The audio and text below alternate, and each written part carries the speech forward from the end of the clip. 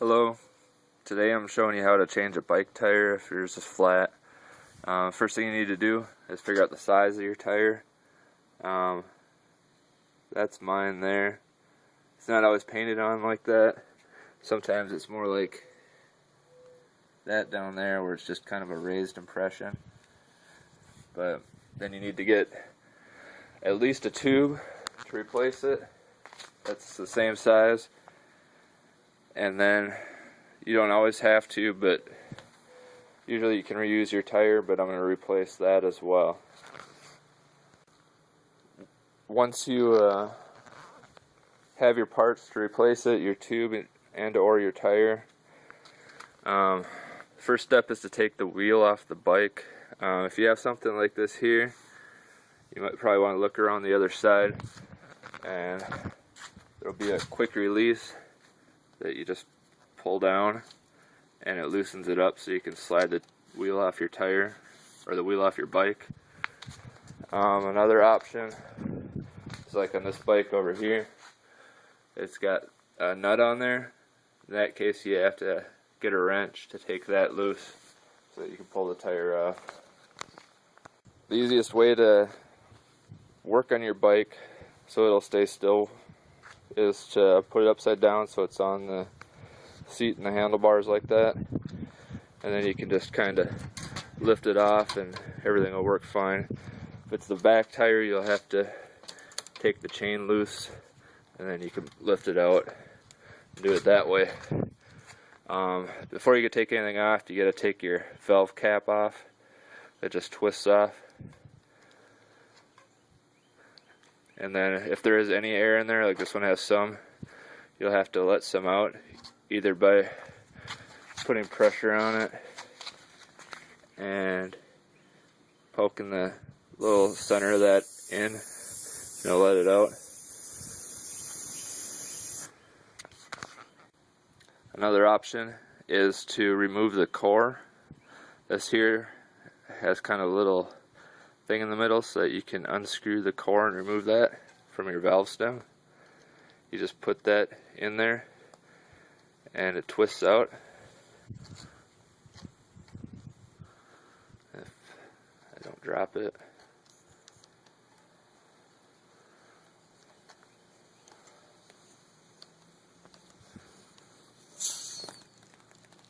There, the core came out and all the air can come out freely. They do sell special tools to take the tire off the rim, but I just use a screwdriver. What you do is you put the valve stem down at the bottom, and then up at the top you'll be able to start pulling it back like this. So then pulling this off the rim, you can get a bug in your eye like I just did. It really helps. If you get a screwdriver poked underneath the tire, between the tire and the rim, all the way through the other side, you can kind of get a little hole opened up like that, and then poke it all the way through and off the other side. You can kind of pry it down and pull it off the tire like so. Pull the valve stem through, and it's ready for your new rim and tire, or tire and tube. So we're going to take this label off here so we can get the tube inside. We don't need that anymore. And then we take the tube out of the box. This one's a little bigger than the ones you'll probably get if you buy just a basic cheap one. This one here's got stuff in it to seal any holes, like if you get a thorn through it or something like that. And then it's a little thicker to help prevent puncture. I ride my mountain bike off-road. I get a fair amount of thorns through it, so this should help prevent that from happening. You can also get, it's kind of like a little strip of stuff you put around the inside of your tire before you put your tube in. That's also supposed to prevent thorns from poking through. these do add a little weight to your tires, so if you're looking to reduce weight, I guess you got to weigh your options if you want a heavier tire and a heavier bike overall, or if you want to deal with more flats, I guess. So you just feed this through onto the inside of your tire like this. It should all be in there and lay flat. You want to locate where your valve stem is, and then grab your rim. I have mine here. This also has a little rubber thing inside that helps from the spokes puncturing your tube. So we leave that in, make sure it's flat.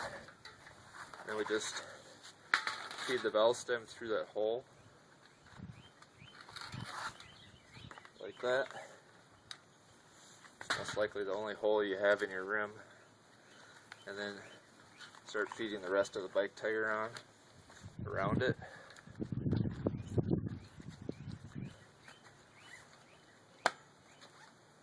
You can push it on most of the way with your hands.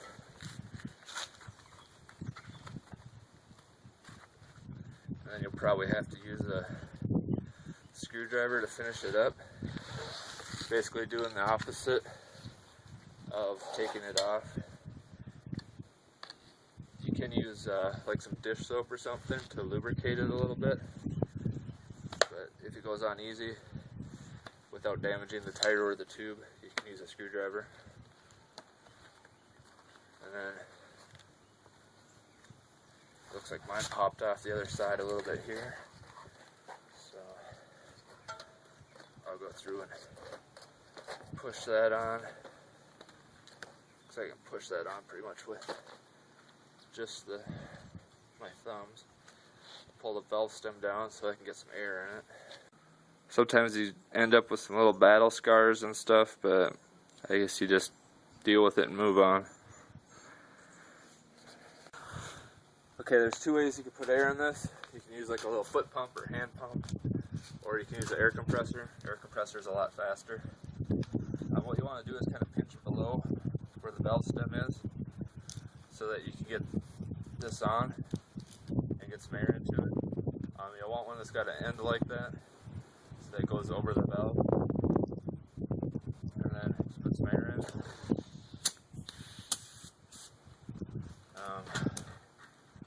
You want to make sure that the tire seat's good all the way around.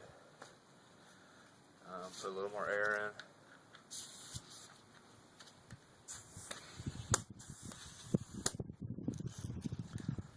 Check, make sure it's seating well.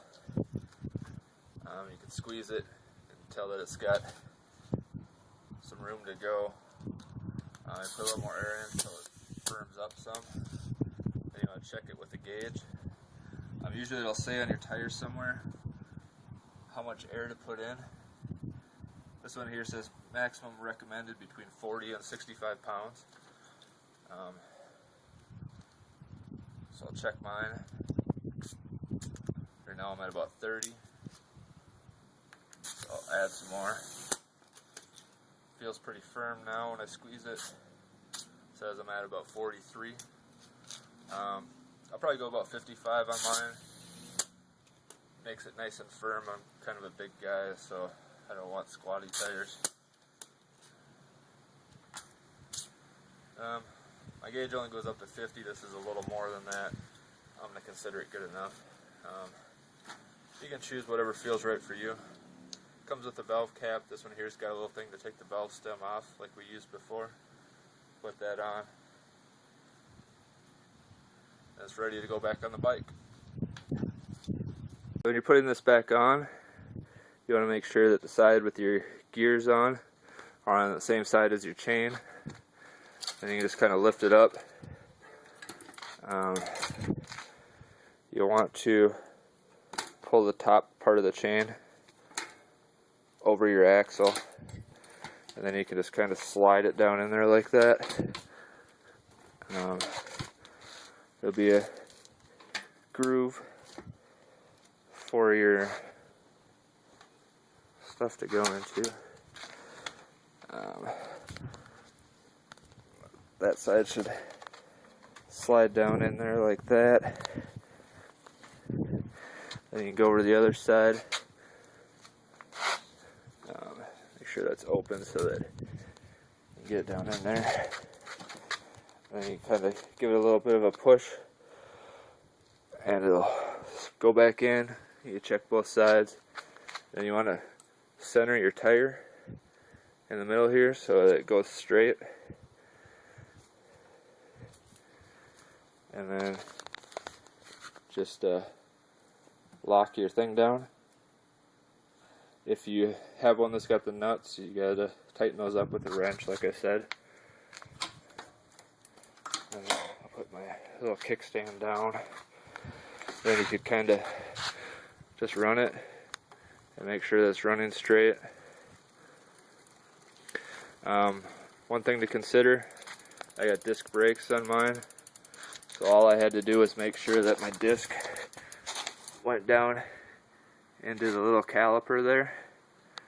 If you have the kind with the pads here, you'll have to put the tire between those.